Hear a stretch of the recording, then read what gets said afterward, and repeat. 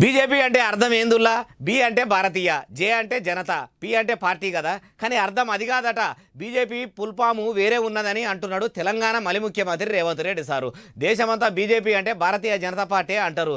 దానికి కొత్త అర్థం ఏముంది? తెలంగాణ సీఎం సారు ఏం చెప్పిండు అంటారా? సారు మాటలని ఇంగ్నుండ్రి. బీజేపీ అంటే బాబు, జగన్, పవన్, ఈ ముగ్గురు బీజేపీ. బాబు, జగన్, పవన్, మోడీ బలం, మోడీ బలగం. తెలుగుదేశం, జనసేన బీజేపీతోని కలిసి నడుస్తున్నట్టు మూడు జెండాలు ఒక్క దగ్గరనే పట్టుకొని నడుస్తున్నాయి కదా. మా కాంగ్రెస్ మాత్రం ఏ పార్టీతోని పొత్తు పెట్టుకోదు, మాదెప్పుడు ఒంటేదు పోకడనే అన్న తరికలా అనుకొచ్చిండు.